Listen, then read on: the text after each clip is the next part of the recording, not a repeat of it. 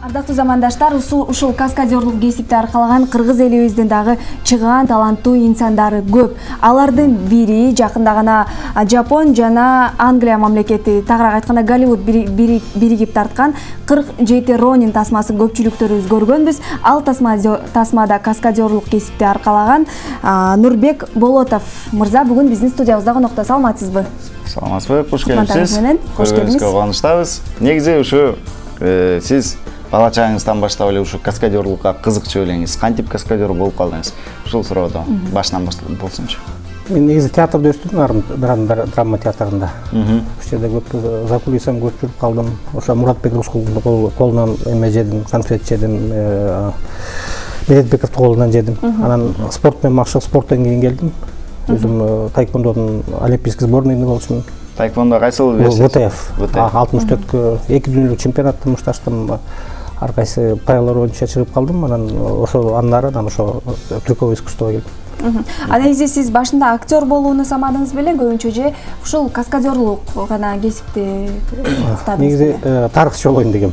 Тарыхчы болуп анан кичинекейден аябай көп оорудум. Ошо атанем капа болчу экен, кантип ушул мени бала болот деп. Биринчи балдардын баары эксперимент алууда. Анан ошо темир көтөрүп, ошо чыгыз күрөш жардам берди. Ошо менен келип анан ошо трюковое искусствого келдим. Негизи ушундай айтып коюшат го, физикалык жактан ушундай алсыз балдар спорт менен машыгып көп дүйнөнүн чемпиондору чыккан депчи. Анан кийин негизи айтыңызчы, дайыма ушундай бир каскадерлук кесипти аркалап жатканда травма болот деген сыяктуучу, ар кандай нерселер, кокустуктар болот. Анан кийин бир нерселерди жасаш үчүн трюктарды дайыма ушундай формада болуп туруш керек да. Сиз күнүгө машыгып турсаңыз керек. Аракет кылам, ошого бирок биз ошо травма боюнча сүйлөгөндү жаман көрөбүз. Неге? Баягы Кудайды чакырбайбыз көп. Анткени баягы киши эмнеден коркуп, эмнени ойлонуп турса ошол нерсе келет.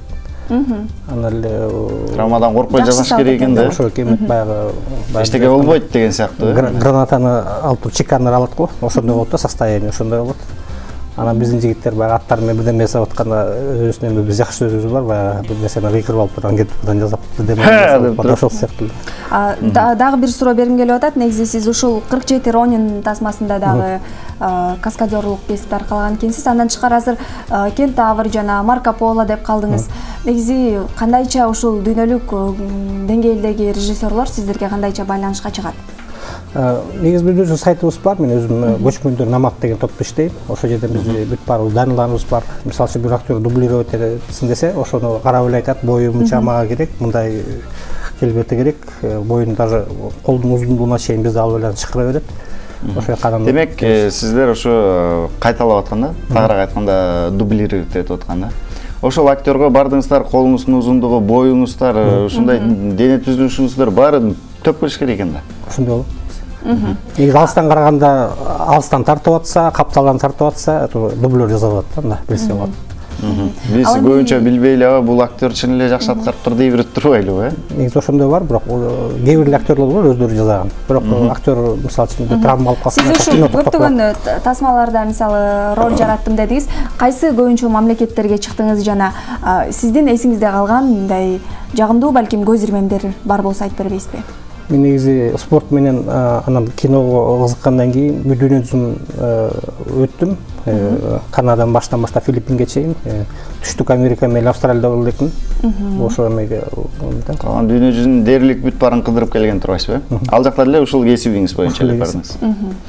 Негизи айтып коюшат го, негизи ушу актерлор кадрда болот, ал эми ушу дублерлор такыр көрүнбөйт да. Бирок эң негизги жумушту ошолор жасайт. Ошолор жасайт. Анан кийин сиз ушу жана башында суроомду узаттым эле. Күнүгө канча сааттан машыгып турасыз? Баягы дене баардыгы ийилчек болуп, мындай формада болуп туруш керек да. Өз спорт залыбыз бар. Негизи эртең обязательно колдон келсе жепа зарядка, разминка. Өз спорт залыбызда где-то бир 2-3 саат. Съемка болуп калганда ал бүт эле баары эле машыгуу, эртеден баштап.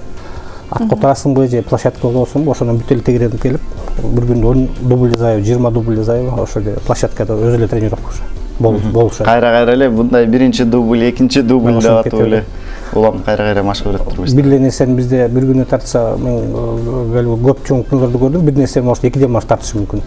Аларда тыйынтыпыры көп, баягы аларда эмес, бюджети башкачараак.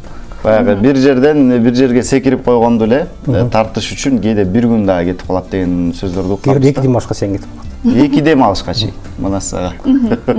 Ошондой учурларда кандай мындай психологиялык жактан дагы чыдамкайлык болуш керек да. Ошо баягы батальон сцена деп коебуз, актар менен көп киши катышканда баягы 200ге чейин массовка кетип болот. Ошондой болгондо анан биздики баягы каскадерлер өзлөрүнүн эмесин көрсөтүп да, баягы чыдамкайлыгын, несин, мисалы үчүн аттын үстүндө бир күн эле мисалы үчүн отуруш алгандай, мисалы үчүн элдин баары жанташ тамак ичкен чукуп барат, сен акырын шашпай бастырып барасың.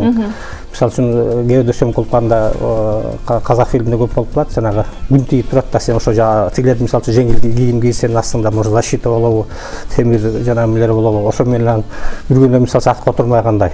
Анан эле мисалы үчүн жакшы эле даярданып минип барсаң эле баягы атака дейт да, кеттиң, чабышып келип минтейин деп экинчи дублга даярданып атсаң, уже может күн кетип калат. Анан кайра мисалы 3 саат отурмай күндү карап качан келет.